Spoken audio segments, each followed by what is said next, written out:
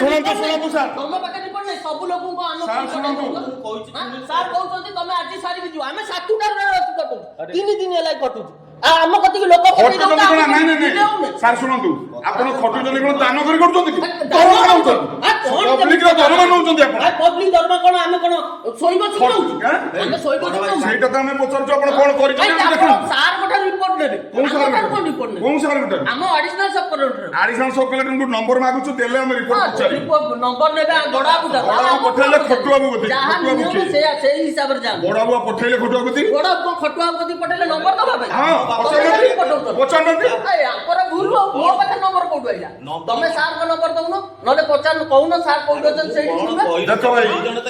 ଏମିତି କରୁନି ଲୋକଙ୍କୁ ଏମିତି କରୁ ନାହିଁ କାହାକୁ କରୁ ମୁଁ ପବ୍ଲିକ ମୋ ଆଙ୍ଗୁଠି ଦେଖି ଆପଣ ବନ୍ଦ କରିଦେବେ କରିଦେବେ କାଇଁ ବନ୍ଦ କରିଦେବି ମୋଟେ ବନ୍ଦ କରିପାରିବେନି ଚାଇଲା କୋଉଠି ଦେଖି ଆପଣ ମୋଟେ ବନ୍ଦ କରିପାରିବେନି ଆପଣ ଭୁଲ କରୁଛନ୍ତି ଅଫିସରେ ଆପଣଙ୍କୁ ମାଗୁଛୁ ନମ୍ବରଟା ଆପଣ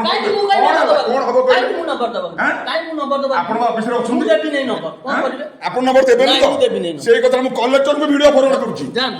ଭିଡିଓ ଫରୱାର୍ଡ କଲେକ୍ଟର କଣ ଆପଣ ଭାବୁଛନ୍ତି କି ଏଠି ବସିକି ଭିଡିଓ କଲେକ୍ଟରଙ୍କୁ ଭିଡିଓ ଫରୱାର୍ଡ କରୁଛି ବଡ ଆଉ ଡାକୁଛି ତମେ ମୋ କଥା ଶୁଣିବ ନା ନାହିଁ ଆପଣ କହିବାରୁ ମୁଁ ଏଠିକି ଆସିଲା ମୁଁ ଆଜି ଆସିଲା କହିଲି ତମକୁ ନାଇଁ ନାଇଁ ଆପଣ ମତେ କହିଲେ କାମ ଚାଲିଛି ଆପଣଙ୍କର ମୁଁ କହିଲି ନମ୍ବର ଟିକେ ଦିଅନ୍ତୁ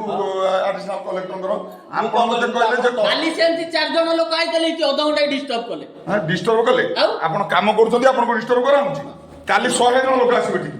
ଆପଣ କେମିତି ଡିଷ୍ଟର୍ବ କରୁଛନ୍ତି ଆପଣଙ୍କୁ ଆମେ ସେଇଟା ବି ଦେଖିବୁ ତମେ ମୋ ଫାର୍ଷ୍ଟ ଚାଲିଛି ଚାଲ ତଳୁ ଚାଲ ଗୋଟେ ଫାର୍ଷ୍ଟ ଚଲେଇଛନ୍ତି ନୁହଁ ତମେ ଗୋଟେ ବଡ ବାବୁ ସବୁ ଫାର୍ଷ୍ଟ ଚଲେଇଛନ୍ତି ନୁହଁ ପଠାଉଛି ଏ ଭିଡିଓକୁ କଲେକ୍ଟର ଜଗତସିଂହପୁର ପଠାଉଛି ଏ ଭିଡିଓକୁ କଲେକ୍ଟର କେମିତି ତମେ ପବ୍ଲିକ ଅସମ୍ମାନ କରିବ କୋଉ ଗ୍ରାଉଣ୍ଡରେ ତମେ ସର୍ଭିସ କରିଛ ମୁଖ୍ୟମନ୍ତ୍ରୀ ନିରାଂଶ ପର୍ଯ୍ୟନ୍ତ କଥା ନେଇକି ଜାଣିପାରୁଛ ଗୋଟେ ତମ ଫାଜଲା ବି ଛଡେଇଦେବି ତ ମୁଁ ମାଗୁଛି ନମ୍ବର ଅଛି ମୋର ଗରମ ହଉଛ ତମେ କଥାଟା ଶୁଣ ମୁଁ କହିବା କଥା ମୁଁ ତମକୁ କଣ କହିବି ନାଇଁ କାହିଁକି ମୋ କହିବା କଥା ଭାଇ ଆମେ କାହିଁକି ଆପଣମାନଙ୍କ କତିରେ ଏତେ 9 ମଶା ହବୁ କାହିଁ ହବୁ 9 ମଶା କହିଲେ